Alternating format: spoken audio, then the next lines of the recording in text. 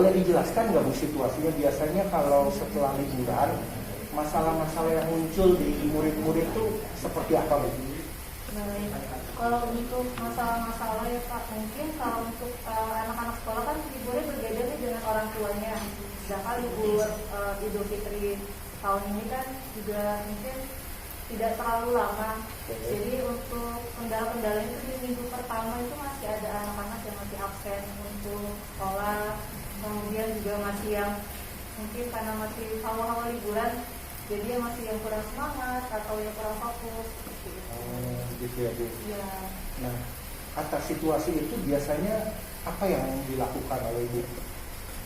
Untuk di sekolah kami untuk mengatasinya yang seperti itu untuk anak-anak yang masih kurang fokus ya Pak,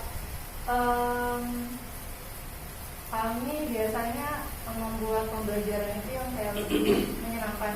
Jadi mungkin di minggu pertama itu kami membuat kegiatan pembelajaran itu yang bisa menyenangkan, membuat anak-anak itu ikut berpartisipasi. Jadi nggak yang langsung pembelajaran yang seperti biasa, tapi untuk kayak pembelajaran untuk mengajak anak-anak itu ikut interaktif.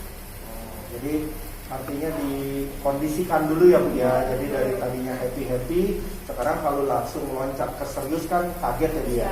Jadi dikondisikan, jadi belajarnya ringan-ringan dulu begitu ya Bu ya. Oke, nah dengan solusi yang tadi Ibu lakukan itu dampaknya gimana Bu terhadap murid-murid?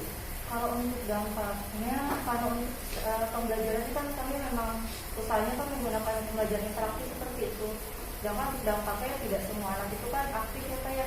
Jadi tetap aja mesti ada anak-anak yang memang pasti tidak terlalu ikut berpartisipasi. Oke. Nah terus hasilnya gimana Bu? Kalau misalnya situasi seperti itu kira-kira akan mengganggu nggak terhadap proses belajar mengajar dan juga termasuk prestasi muridnya? Kira-kira dampaknya seberapa besar? Kalau untuk dampaknya cukup berpengaruh sih Pak. Karena apalagi kan setelah liburan terus kondisi anak-anak yang motivasinya juga belum terkumpul, ditambah juga sekarang udah sibuk persiapan untuk kakak kelasnya yang kelas 6. Jadi kami memang kan tidak terlalu fokus untuk yang kelas 1 kelas 3. Jadi nampaknya mereka juga tidak terlalu mungkin tidak terlalu diperhatikan sampai sesi UAS yang kelas 6 ini Pak. Seperti itu. Jadi akan berdampak kepada murid-murid yang lain ya Bu ya, berdampak secara keseluruhan ya. Iya, tentu Pak. Oke. Nah, artinya situasi ini harus cepat diselesaikan dong ya Bu ya. Iya, betul. Karena kan memang mengejar untuk persiapan ulangan kenaikan kelas 3 ya Pak. Di awal Juni. Awal Juni ya, berarti udah mepet banget waktunya Bu. Nah, pernah terpikir nggak sih Bu kalau misalnya ada satu program yang bisa membantu untuk mengatasi masalah tersebut? Kira-kira Ibu tertarik nggak kalau ada program seperti itu? Tertarik sih Pak. Jadi memang karena kami sebenarnya ya butuh untuk membantu guru-guru kami dan anak-anak kami gitu kan Pak, untuk membangun motivasi terus pengakuan mereka juga.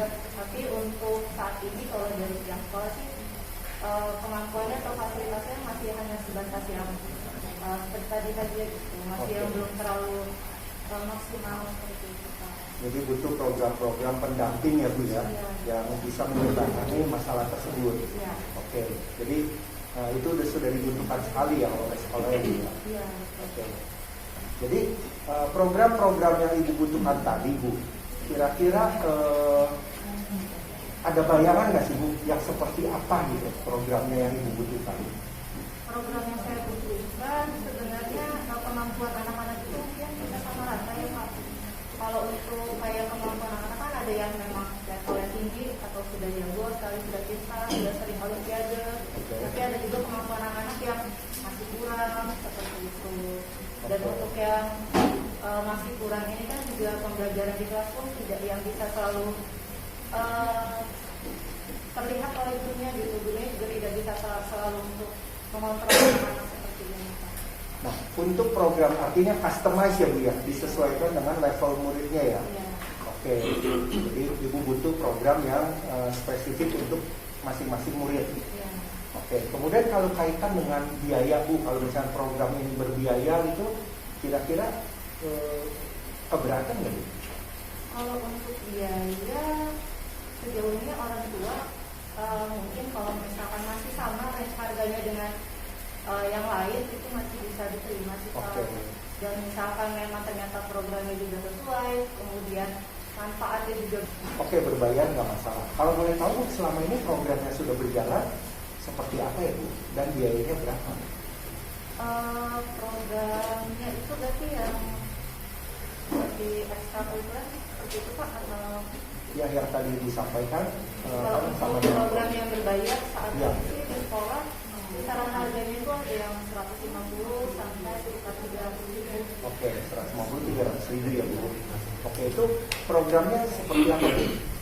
Itu programnya ekskul Pak. Ekskul. Jadi memang yang non akademis dan akademis. Oke. Yang paling mahal sih memang di robotik karena kan memang ada alat-alatnya seperti itu Pak. Oke.